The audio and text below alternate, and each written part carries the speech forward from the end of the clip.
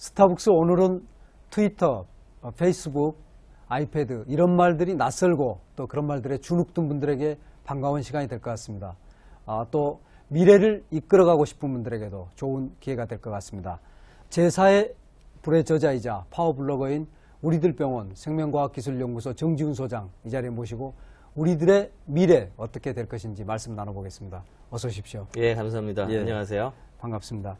원래는 정지훈 소장님은 의사시죠? 예, 자격증은 있습니다. 그러시군요. 예, 진료는 더 이상 하지 않지만. 네. 예.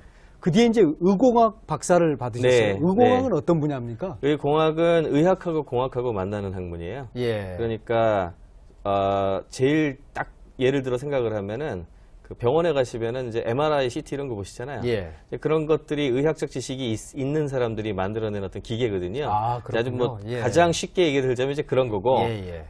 조금 더 이제 정보 시스템이라든지 또는 뭐 어떤 새로운 약을 투약하는 뭐 이런 거라든지 종류가 굉장히 다양하고요. 범위도 굉장히 넓어요. 그러니까 의학에 적용할 수 있는 공학적인 어떤 그렇네요. 그런 것이 결합이 되면 달공학이라고 합니다. 예. 그리고 또 이제 27년 동안 컴퓨터 프로그래머로도 살아오셨거든요. 예. 프로그래밍은 어떻게 또 공부하시는지? 프로그래밍은 아주 어렸을 때부터 그냥 이제 취미로 했죠. 예, 초등학교 때 아직도 기억이 나는 게 이제 제가 천호동에서 자랐는데 천호동에 목산백화점이라는 백화점이 있었어요. 지금은 이제 사라졌는데 거기 꼭대기층에 컴퓨터가 진열이 돼 있었거든요. 애플2 컴퓨터가. 그럼 이제 초등학교 다니면서 항상 이제 거기를 6학년 때 이렇게 올라가가지고 연필로 이렇게 컴퓨터 프로그래밍 코드를 써서 올라가서 매일같이 쳐서 게임 하나 만들겠다고 그렇게 시작을 했어요. 맨날 쳐놓고 그럼 이게 사라지거든요. 저장을 못하니까. 집에 와서 실행해서 잘못된 것들 고쳐가지고 다시 쳐놓고 다시 쳐놓고 이 작업을 수없이 반복했죠. 그러셨군요. 예, 처음에 만든 게임이 옛날에 그 인베이더 비슷한 종류, 인베이더라는 게임이 있거든요. 그거 비슷한 거를 만들었는데 그게 잘 동작하던 때 이제 뭐랄까 기쁨? 그걸 아직도 잊을 수가 없고 저장도 못했지만 그렇게 한번 돌려보고 나서 남은 것은 또 사라지는 거죠. 저장을 못하니까요. 이 남은 것은 이제 제 손으로 쓴 그 코드 덩어리만 남죠. 그것만 이제 가지고 있고 이런 식으로 이제 했어요. 그러다가 이제 부모님들이 중학교 들어가가지고 하도 그러고 다니니까 이제 그 당시에 이제 거액인데 돈을 들여가지고 사주셨죠. 컴퓨터를 사주시고 그 뒤에는 빌 게이츠가 기계어라고 그랬어요. 어셈블리 언어라고 해서 그 베이직 언어를 그 안에 짜서 집어넣은 게 있거든요. 그거를 거꾸로 이제 분석을 해가지고 음악을 제가 좋아해서 음악 루틴 같은 거 만들어서 다시 돌려보고 그때부터 이제 우리나라 잡지 중에 또 컴퓨터 전문지 처음 나온 전문지가 있는데 거기에 이제 기고하고 그때는 그 잡지 이름이 뭡니까? 마이크로소프트웨어라는 정보시대라는 곳에서 그랬나요? 그럼 뭐 PC 매거진이 또 뭐 있죠? 그런 건 다 뒤에 나왔죠. 마이크로소프트웨어는 주로 컴퓨터 프로그래밍 하는 거 위주로만 돼 있던 데고 원고 처음 써가지고 돈 처음 받던 날도 기억이 나요. 지금으로서는 상상하기 어려운. 몇 살 때입니까? 그게 중학교 3학년 때인가 그렇게 그때 그러니까 이미 파워블로거의 씨앗이 그때 이미 있었네요. 예, 그렇죠. 그때 이제 현금이 그 안에 들어갖고 왔었어요. 집으로 우편으로. 책 속에? 아니요. 책이 아니라 이제 그 원고 쓴 그 곳에서 편지 봉투에 돈만 넣어갖고 오더라고요. 이게 3만 원인가 5만 원인가 그랬어요. 근데 그게 참 집안에서 난리가 났겠군요. 그 다음에도 계속 이제 글을 많이 쓰고 그러다 보니까 컴퓨터 프로그래밍 관련해가지고는 책도 한 벌써 2-3권 썼고 그 다음에 그 잡지가 우리나라 최고의 리딩하는 잡지였거든요. 거기에 이제 제 고정 컬럼도 있었고 그랬죠. 그러니까 무슨 전공하고는 관계없이 빌 게이츠의 어린 시절을 보는 것 같아요. 그냥 좋아서 했던 어떤 그런 시절입니다. 그랬군요. 그렇게 어떤 다채로운 관심을 가지고 있었기 때문에 그냥 의사의 삶을 안 사신 겁니까? 그것도 어느 정도 영향이 있는데요. 그것보다는 학교에서의 영향이 큰 것 같아요. 의과대학을 가서 제가 좀 나름대로 또 사회운동에 관심이 많아가지고 소위 말하는 어떤 사회과학 공부도 많이 하고 노래회 활동도 하고 뭐 노래 소위 말하는 운동권 노래 작곡도 하고 그러셨어요? 그 음악을 좋아해가지고 그런 삶을 살았었는데 의과대학이다 보니까 이제 본과 3학년, 4학년 때 되면은 저거를 하거든요. 실습이란 거예요. 실습할 때 딱 가보니까 나름 이제 고민도 많고 사회에 대해서 같이 이런저런 고민을 같이 나누던 선배들 있잖아요. 선배들이 이렇게 수련을 다 받고 나서 이제 고년차가 되니까 다들 너무 비슷한 거예요. 그렇죠. 비슷하다는 의사의 게 삶이라는 게 예, 삶이 정해지니까. 거죠. 예. 그러니까 이 길로 이렇게 가면은 이게 지금 내가 이 길을 따라서 가서 한 4년, 5년 지나면 이 선배들처럼 호빵 찍어내는 것 같은 무슨 이제 빵 같은 거 찍어내는 그 생각이 딱 들더라고요. 내가 이 순간에 이 길을 가면 내 인생이 그냥 이 길로 가겠구나. 예. 근데 당시만 하더라도 20대 초니까 굉장히 아쉽죠. 내 인생이 예. 지금 이 상태에서 이렇게 결정된다는 것이 굉장히 싫잖아요. 그래서 이제 공중보건의사를 먼저 가서 한 3년 정도 생각을 해봐야 되겠다. 해가지고 공중보건의사를 가게 됐는데 그때 운이 좋게도 제가 그 컴퓨터 관련해서 그 당시 이제 우리나라가 정부가 이 보건소 정보 시스템 만들고 전염병 관리 시스템 만들고 이런 이제 공공 시스템 전산화 관련된 거를 막 기획하고 개발하고 막 시작할 때 시점이었거든요. 그래서 그거를 제가 경기도에 있으면서 그 일을 하시는 기획도 하고 교육도 하고 뭐 하면서 관여를 하게 됐어요. 그러면서 좀 더 이제 사회 과학적인 부분에 있어가지고 관심을 더 많이 가지게 되고 그래서 석사는 제가 보건정책관리학을 했어요. 그랬군요. 그러니까 정책하고 정책학이네요. 내용들이 이제 사회과학적인 요소들이 많죠. 그렇죠. 그러니까 의학보다는 사람을 대중으로 보고 이 사회적 시스템이 어떻게 갖춰져야 되는가 이런 부분들이 포커스를 주로 맞추게 되는데 그렇군요. 이번에 이제 이 책 제4의 길 속에 보면 분야가 예를 들면 기업과 관련된 거, 뭐 교육과 관련된 거, 뭐 정치와 관련된 온갖 분야를 다 다루고 있어서 저는 한국에도 이제 엘빈 토플러 한 사람이 나온 것 같다 이런 생각도 했거든요. 사실 엘빈 토플러는 제 롤 모델이고요. 그러니까 제가 정말 존경하는 분이고, 그다음에 제4의 불이라는 책 자체를 쓰게 된 동기도 제가 글을 갖다가 매일같이 한두 시간씩 시간을 내서 무조건 쓰거든요. 날마다 쓰십니까? 날마다 씁니다. 그건 일종의 밥 먹는 것 같은 버릇이에요. 근데 그거를 이제 블로그라는 플랫폼이 생겨서 외부에 발행하게 된 거고, 이제 그 글의 주제는 대부분은 미래에 대한 얘기예요. 미래에 대한 얘기인 것이 이제 저희 아이들 생각하면서 많이 쓰게 됐는데 처음에는 애들이 한 20년 정도 뒤에 자기들이 생활을 하게 될 거 아니에요? 근데 부모들은 자기의 경험만으로 그런 걸 쓰게 되니까 미리 세상이 어떻게 될지를 알아가지고 그와 관련된 것들을 대비를 해야 되는데 그거는 그렇게 하지 않고 있거든요, 부모들이. 그게 안타까워서 이것저것 세상이 어떻게 변할까 그에 대한 관심을 가지면서 조금씩 쓰게 됐죠. 모아 나가다 보니까 전 세계의 어떤 모든 부분이 다 관심사가 됐고 이게 이제 한꺼번에 다 모아서 일종의 이제 총편집편처럼 나온 책이 이제 제4의 불이 된 거죠. 그렇군요. 제4의 불은 어떤 불입니까? 그러니까 제4의 불은 저는 불이라는 의미를 단순히 우리가 보이는 어떤 그런 불이라기보다는 그 사회적 의미를 굉장히 많이 부여를 해요. 예를 들자면 제1의 불이라고 하면 프로메테우스의 불이라고 얘기를 하지 않습니까? 제1의 불의 의미는 저는 그게 국가의 탄생과 연결돼 있다고 생각을 합니다. 그러니까 왜냐하면 그걸 가지고 무기를 만들게 되거든요. 그럼 고릴라나 뭐 이런 것들은 아무리 물리적으로 힘을 내 가지고 싸워도 40-50개체 이상을 지배를 못 해요. 근데 무기를 만들게 되면서 부족 간의 전쟁이 일어나고 지배 체계가 갖추어지거든요. 누군가를 강압할 수 있는. 그렇게 되다 보니까 그로부터 인류가 4-5천 년을 갖다 수천 년을 그 시스템에서 돌아가게 되고 철학도 그거에 의해서 돌아가게 되고 지배라는 건 국가에서 지배를 하고 밑에 지방에 관료를 내보내가지고 관리하는 시스템으로 갔잖아요. 그런 부분을 갖다 끌어낸 것이 제1의 불이라고 생각을 했고 제2의 불은 이제 전기인데 저는 이제 화석연료하고 같이 봅니다. 150년 정도의 이걸 갖다 사회를 크게 변화를 시키는데 국가 지배 체계를 어디로 넘겨오냐면은 소위 말하는 조직 체계로 넘겨오죠. 예를 들어 회사, 기업 또는 회사, 뭐 대학, 뭐 이런 식으로 아직도 국가가 굉장히 중요한 컨트롤을 하지만 실제로 한 150년 전 정도부터 보면은 그 조직이 관리를 하는 어떤 시스템이 다른 됐죠. 이제 플레이어들이 나오기 시작하는 거죠. 네, 그렇죠. 그러면서 이제 대량이라는 말들이 붙게 되죠. 대량 생산, 대량 유통, 그다음에 매스미디어, 대중 뭐 매체 이런 것들이 전부 앞에 매스가 붙는 것들이 다 그때 생기는데. 잘 생각을 해보면은 그렇게 사람들이 도시에 모이게 되고 돈을 가지고서 물건을 사고 뭐를 사고 이런 힘이 생기면서 그렇게 된 거거든요.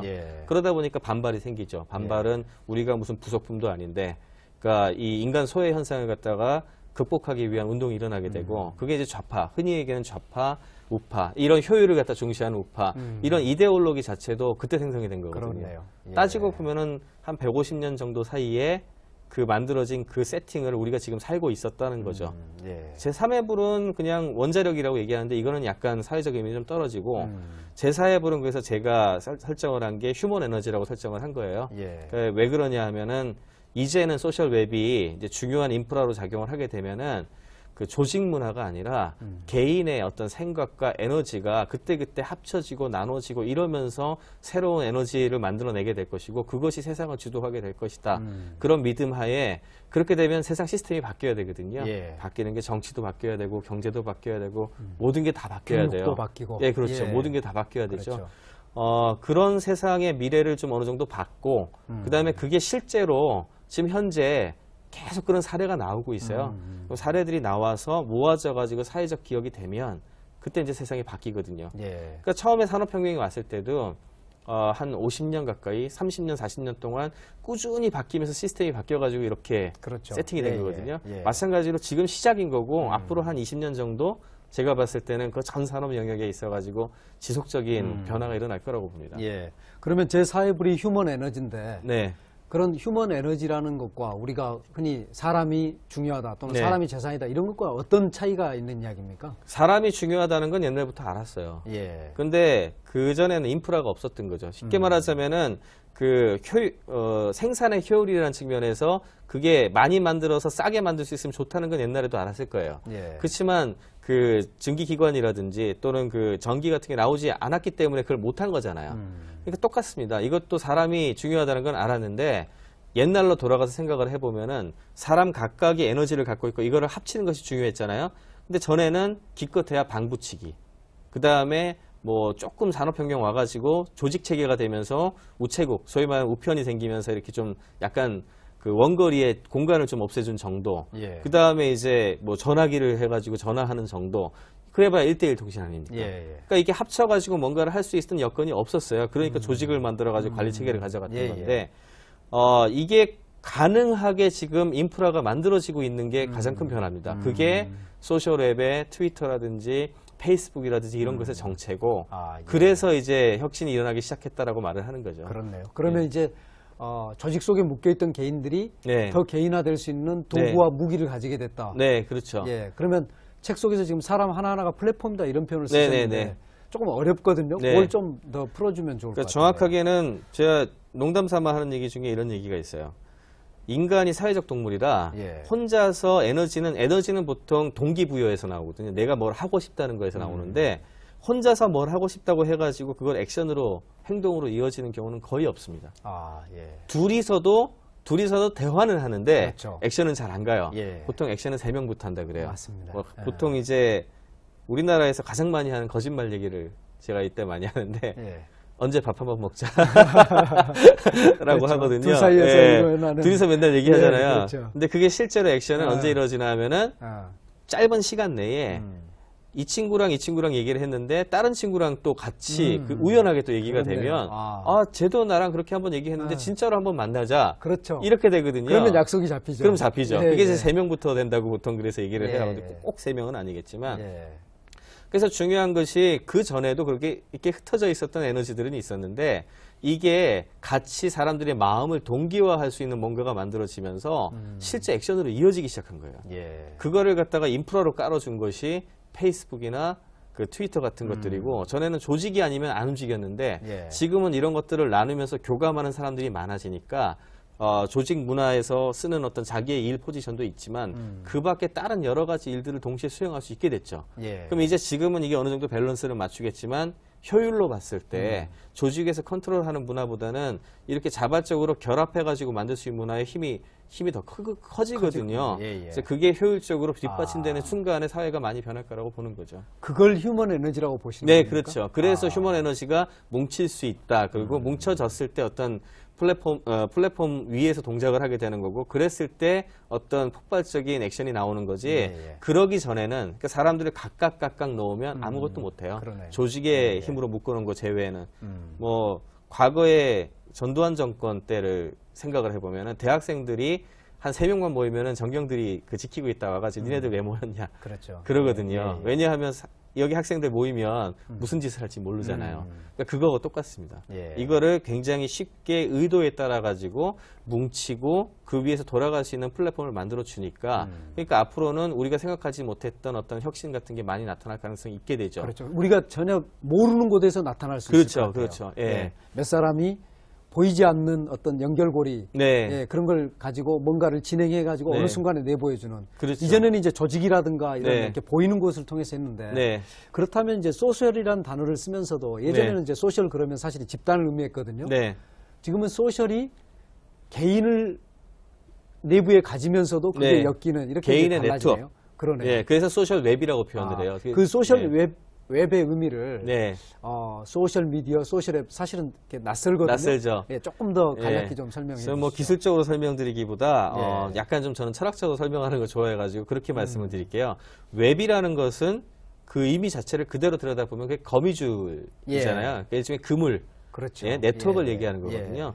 그게 처음에 이 얘기가 나온 거는 잘 아시겠지만 인터넷 등장하면서 그 월드와이드 웹이라고 해서 그 웹 서버에 우리가 지식을 옮겨놓기 시작을 하면서 사람들이 쉽게 접근을 해가지고 찾아볼 수 있게 되면서 시작이 됩니다. 그거가 이제 워낙에 여러 군데서 이렇게 데이터가 올라오고 이것이 그물처럼 엮여 있으니까 그래서 웹이다.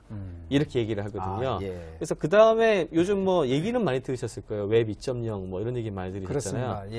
저는 개인적으로는 웹 2.0이라는 표현보다는 제 나름대로의 분류가 있는데 그게 웹의 시대를 크게 둘로 나눠서 데이터 웹의 시대와 소셜 웹의 시대로 나눠요. 그것도 재밌는 재밌는 발생인데 저는 그걸 굉장히 중시하는 이유가 그렇네요.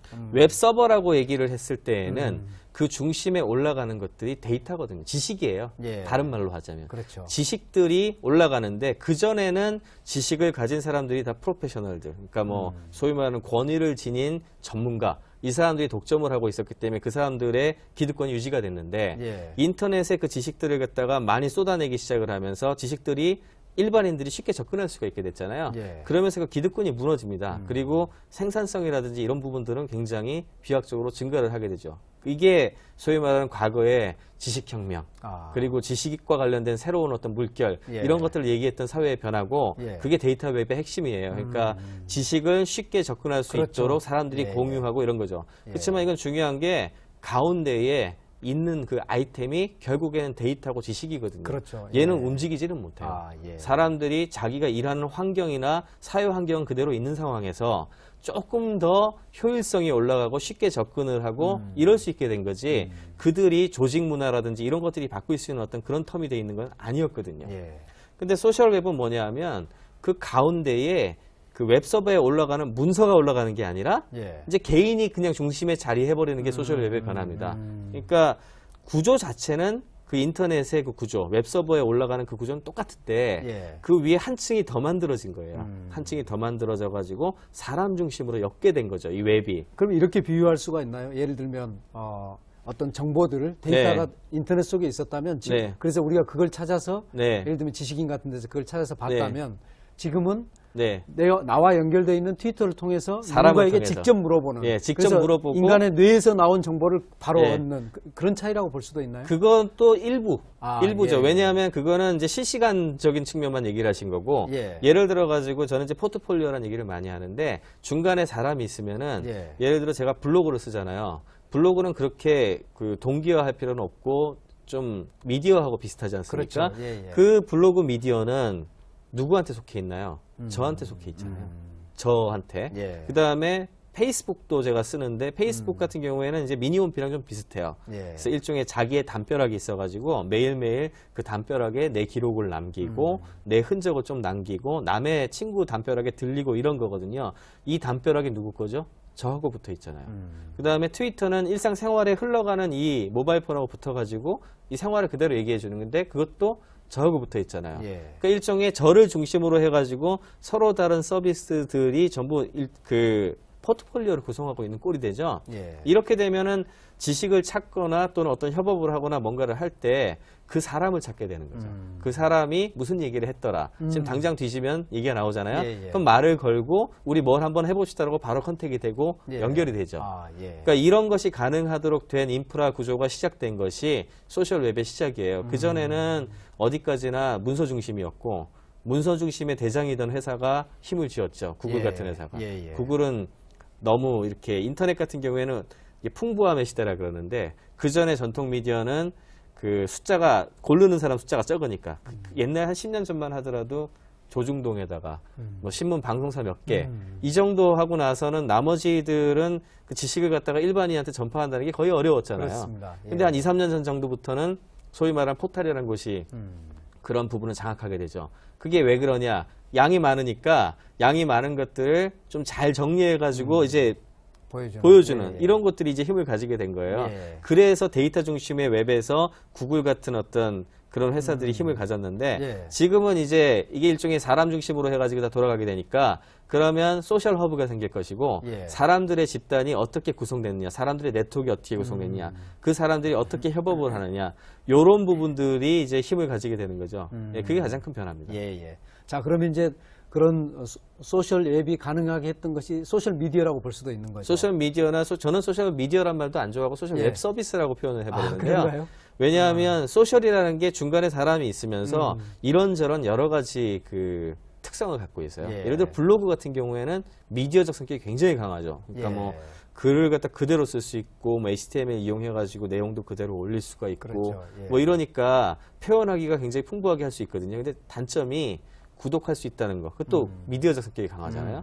그렇지만 댓글 달고 트랙백 달고 요 정도거든요. 예. 그럼 확산이라든지 그렇죠. 또는 관계 관리라든지 이런 건 굉장히 그건 안 약해요. 되죠. 예. 그렇지만 어느 정도는 있는 거고.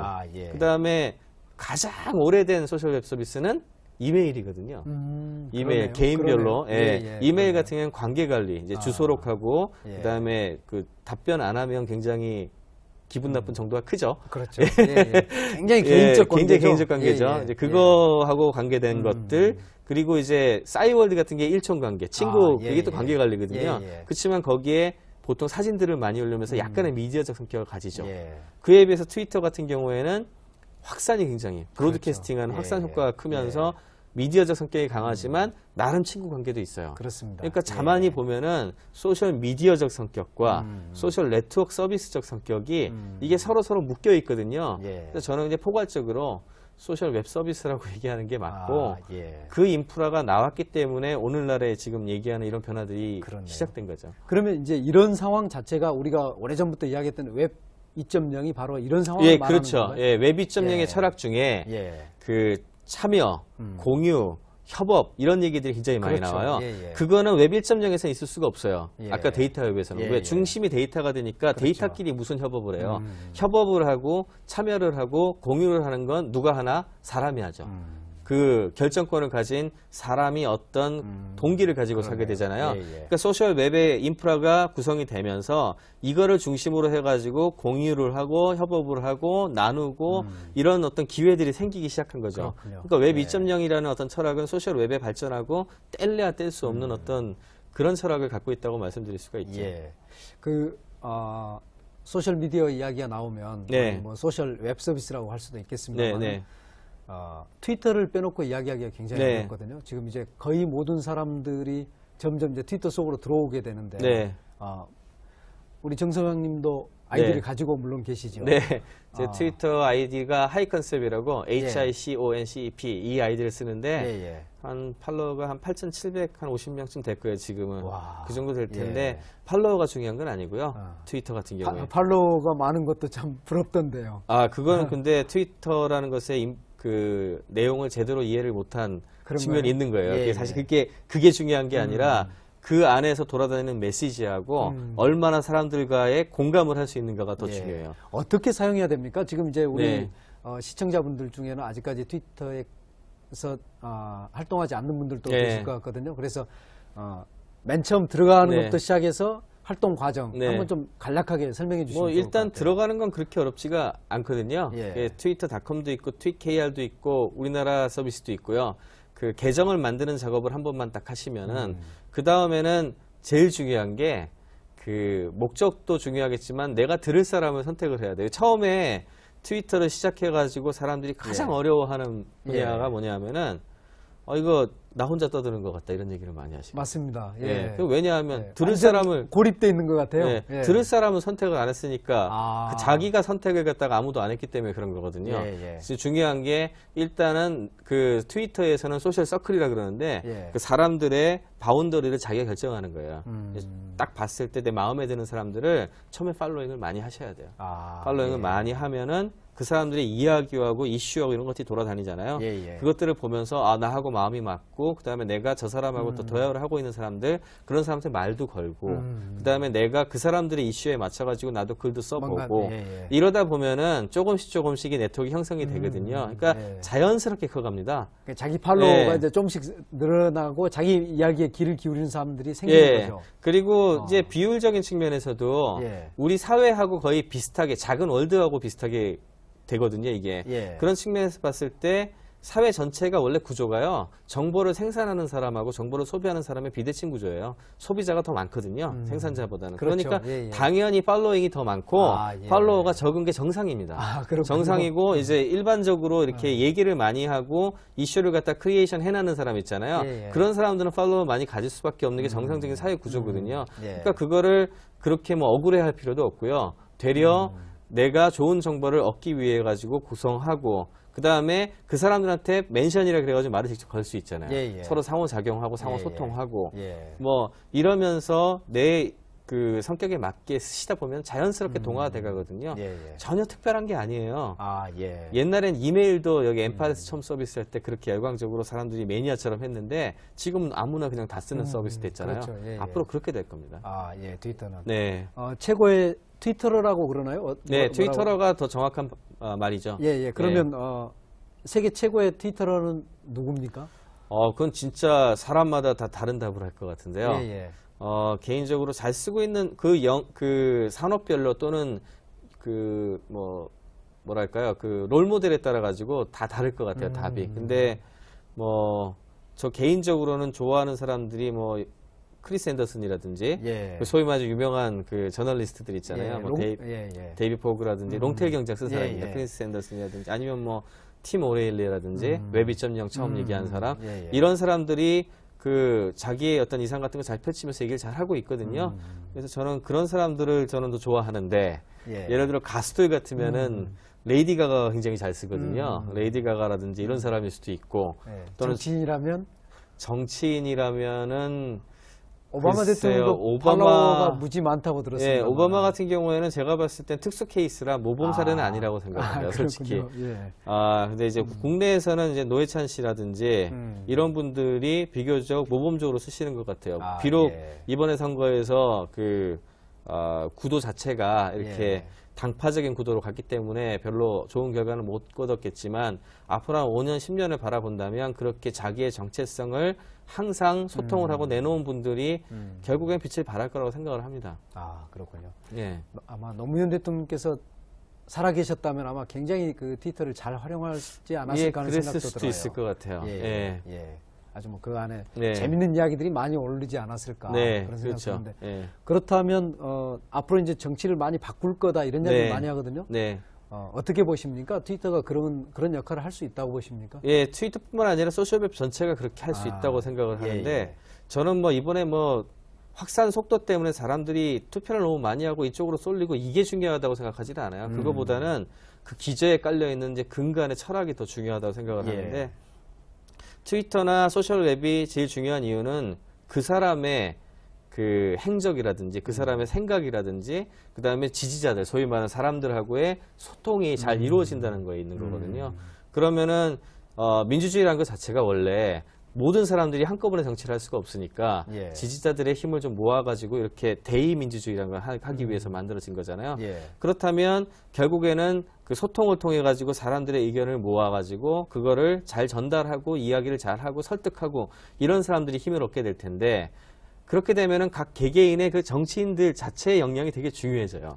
그렇네요. 근데 지금 현재 정당 체계는 소위 말하는 두 개의 정당 그러면 그 정당 자체가 힘을 가지고서 소위 말하는 그 당론이라는 걸 결정하면 무조건 당에 저걸 따라라. 따르는. 이렇게 돼 있는데 이건 뭐 정말 후진적인 내용이죠. 제가 봤을 때는 앞으로는 개개인, 개별 정치인별로 소통을 잘하고 사람들의 의견을 많이 모으고 그런 것들을 또 실천도 다 하고 그런 것들이 쭉 쌓이지 않습니까? 그걸 잘한 분들이 아마 평가를 받을 거고 그 다음에 당론보다는 되려 그런 사람들을 많이 스타가 될 수 있을 만한 그런 자질을 가지고 정말 정치를 잘할 수 있는 사람이 모여있는 그런 집단들이 점점 힘을 가지게 되지 않을까. 좋은 정당이 되는. 그렇죠. 그렇게 된다고 봅니다. 그러니까 무슨 뭐 또 한 가지가 예를 들어 사람마다 생각이 다른데 좌우표로 갈라놓고 이 정책은 이리로 가고 저 정책은 이리로 가고 이게 또 말이 안 되잖아요. 그렇죠. 또 자기의 지지자들에 따라 가지고 이 경우엔 이게 낫고 저 경우엔 저게 낫고 이럴 텐데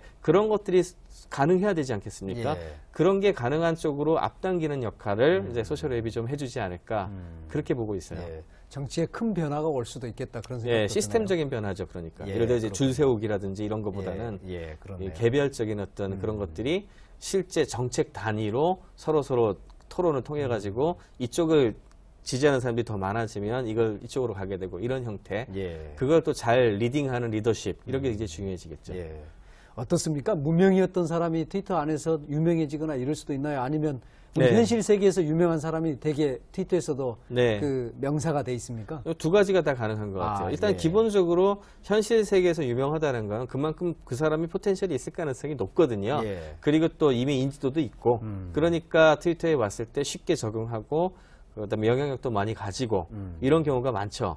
그렇지만 옛날보다는 진짜 똑똑하고 진짜 뭔가를 내놓는 사람이 있으면 그 사람들의 얘기나 이런 것들이 픽업이 되거든요. 그렇죠. 이제는 통로가 생긴 거죠. 그렇죠. 그러니까 예를 들어가지고 제가 아까 전에 팔로워 수가 많은 게 중요한 게 아니라 그 메시지나 공감 능력이 더 중요하다고 말씀을 드린 것이 처음에 팔로워가 아무리 많다고 할지라도요. 그 사람이 내뱉는 어떤 말이라든지 그런 어떤 메시지라든지 그 사람의 에너지가 많은 사람들의 공감을 얻지 못하고 그 사람들의 어떤 그 기대를 미치지 못하면은 그게 이제 블록이 점점 끊어져 나가거든요. 그러면 축소가 되는 거죠. 점점 축소가 될 수밖에 없는 거고 반대로 처음에는 아무런 그런 게 없었지만 이렇게 자주 소통을 하고 자기 이야기를 하다 보면은 예를 들어 가지고 팔로우가 아주 많은 사람들이 그 사람 얘기를 보다가 대단한 분이 있네 하고 이렇게 소개를 해줄 거 아닙니까? 그렇죠. 그러다 보면은 그 사람의 이 메시지가 굉장히 쉽게 픽업이 돼 가지고 퍼져나가요.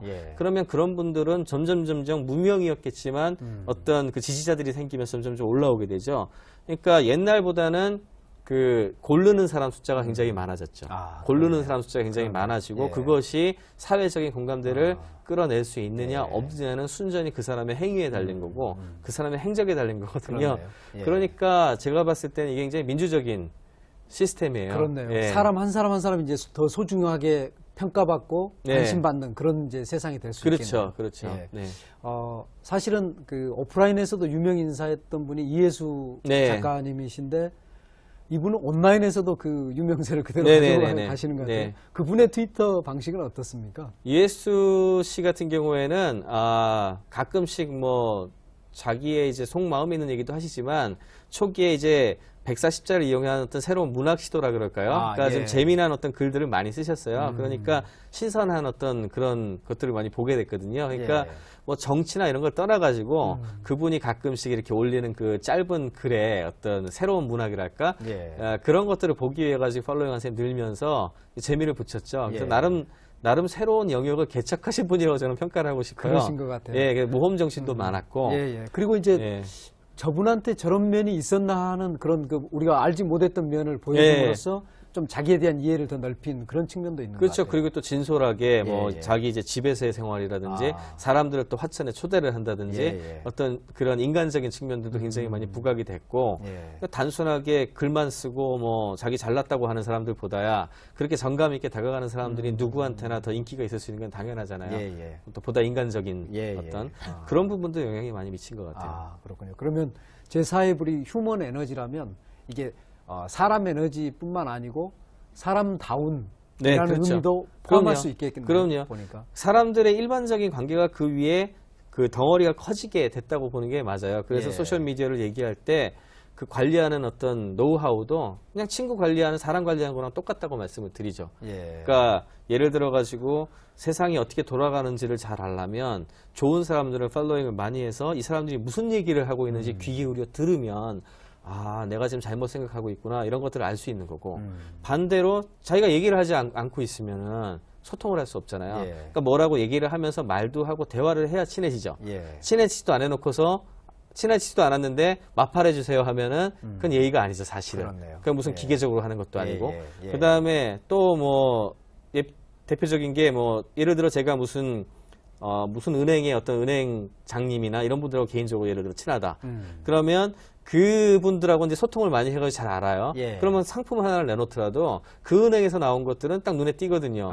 그럼 이런 게 새로 나왔네요? 하고 이렇게 제가 얘기를 할 수도 있죠. 이게 뭐 돈을 받고 하는 것도 아니고. 그렇네요. 다만 친구가 뭔가를 했으니까 친구 거 소개시켜주는 건 인지상정이잖아요. 그러니까 그런 부분. 그리고 또 친구들을 잘 만들었을 때 그 사람들을 이렇게 북돋아주는 거. 이런 것들이 그 소셜미디어를 이용하는 기본적인 철학이고요. 그렇네요.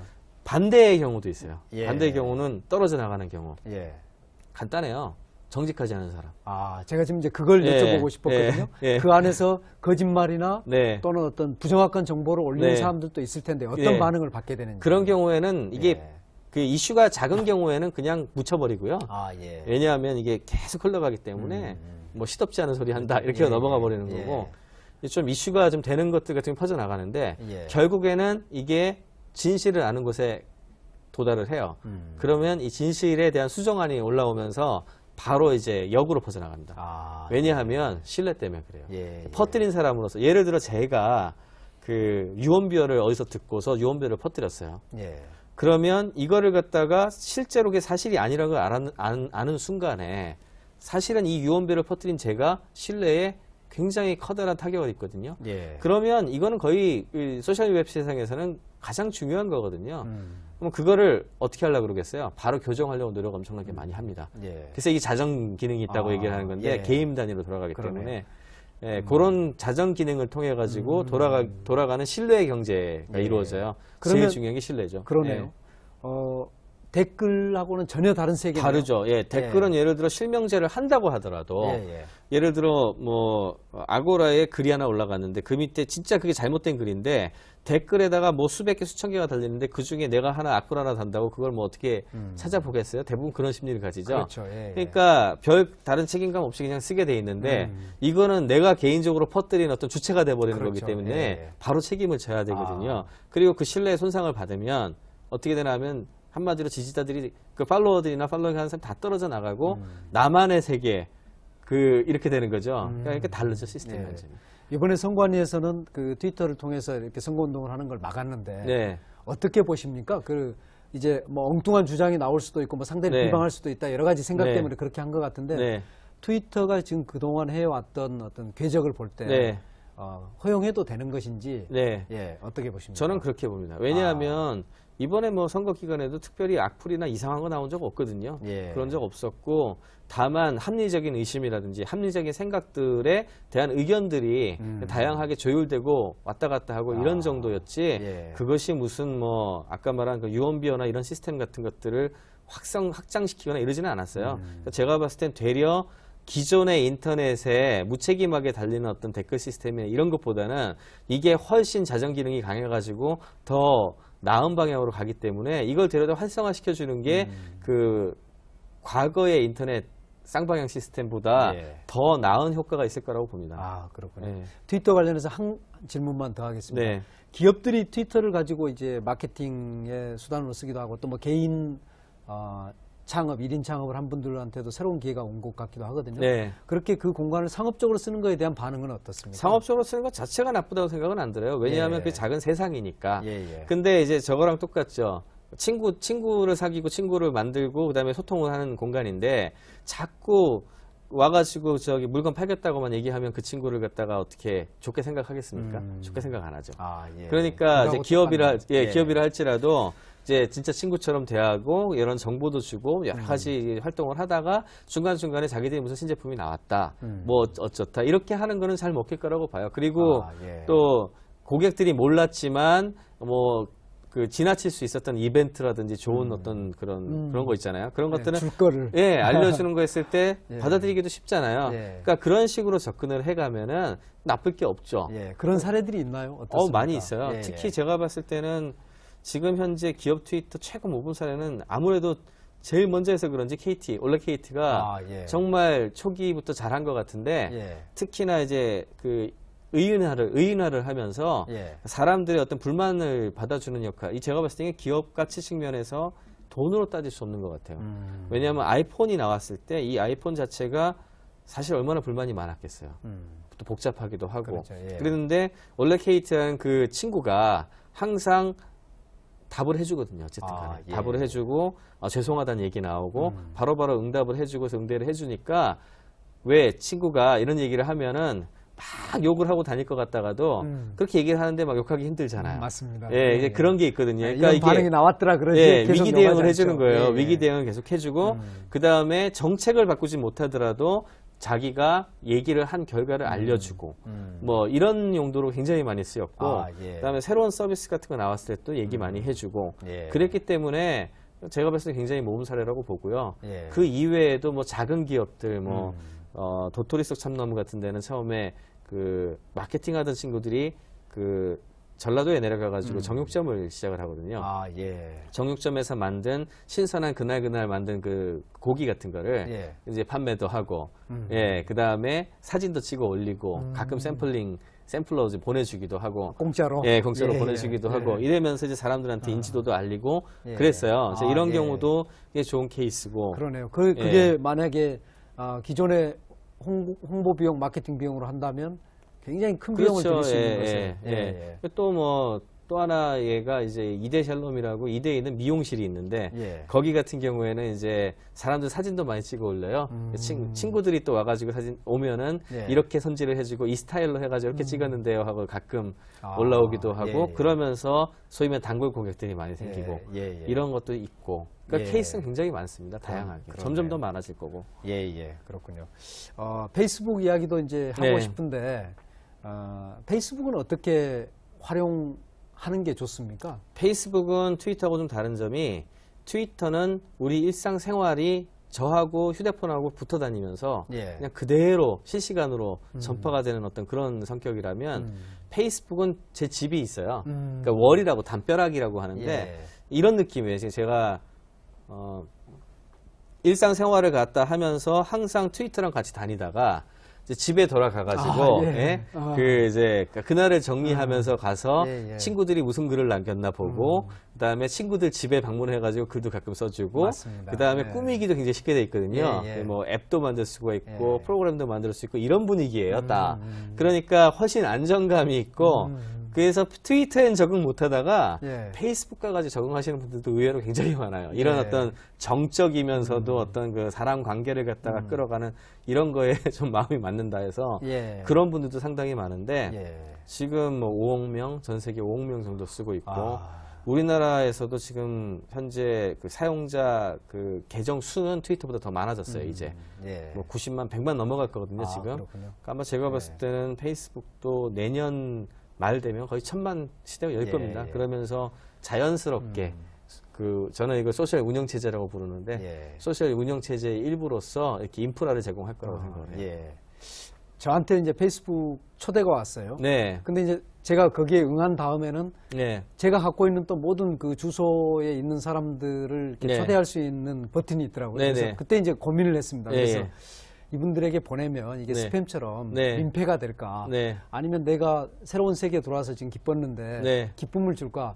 망설이다가 기쁨을 줄 거라고 생각하고 눌렀거든요.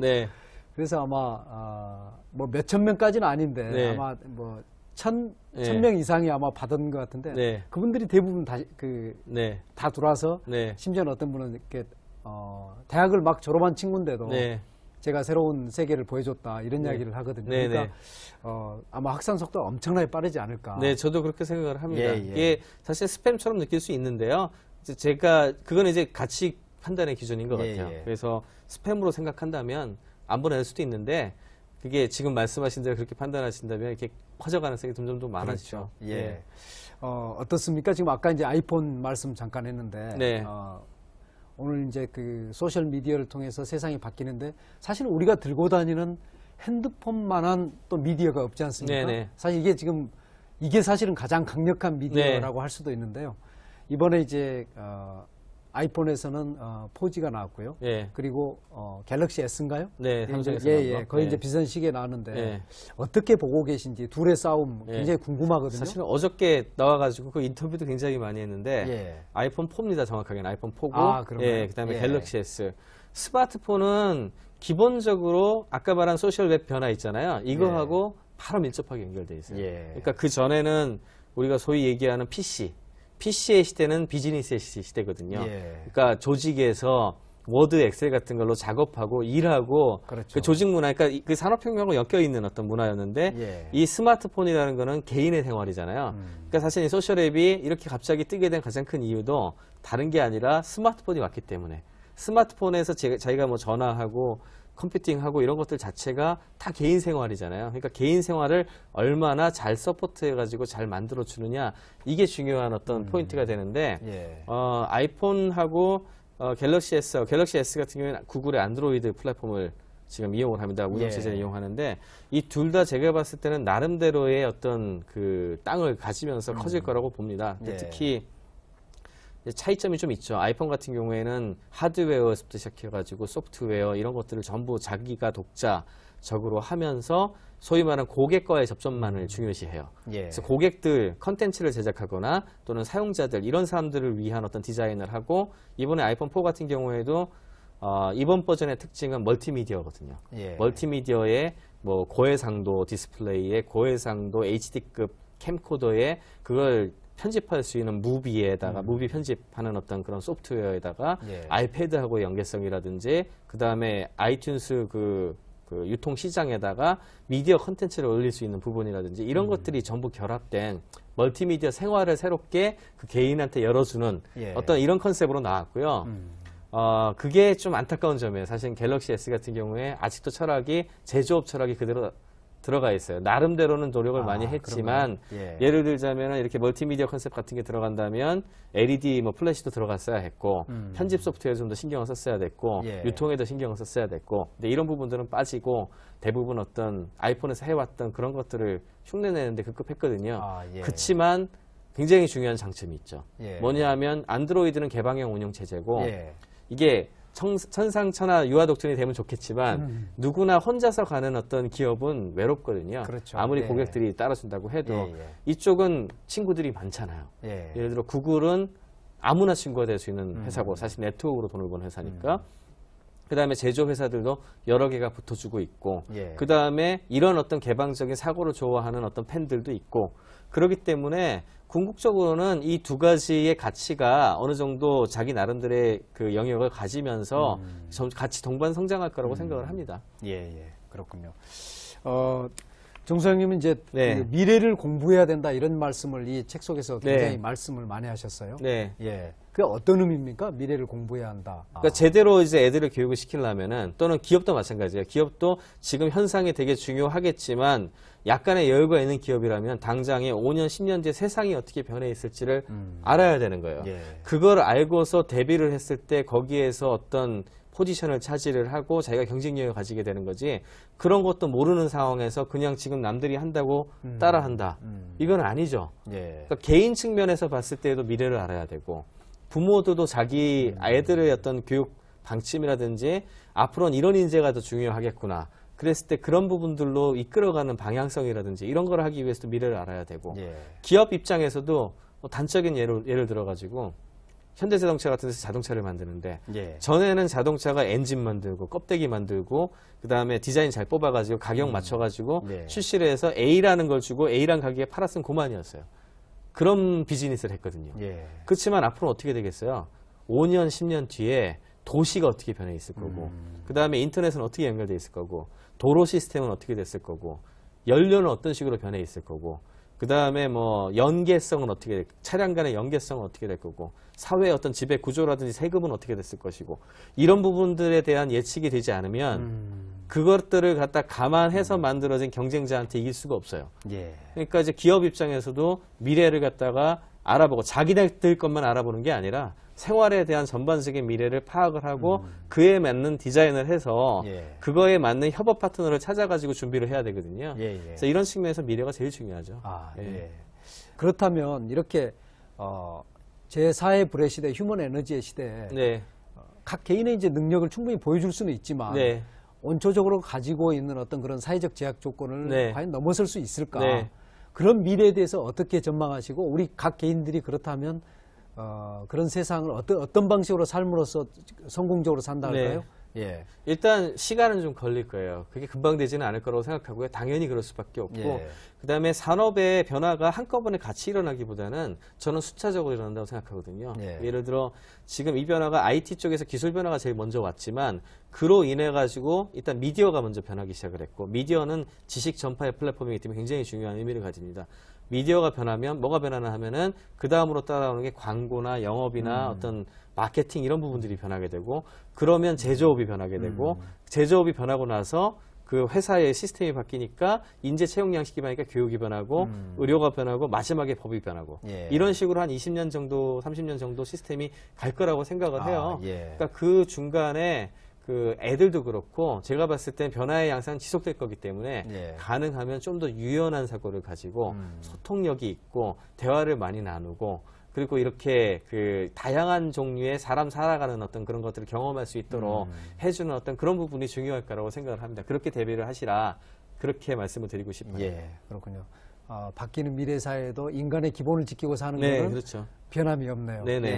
알겠습니다. 오늘 바쁘신 가운데 나와주셔서 제4의 불 이야기 참 재밌게 들었습니다. 감사합니다. 고맙습니다. 감사합니다.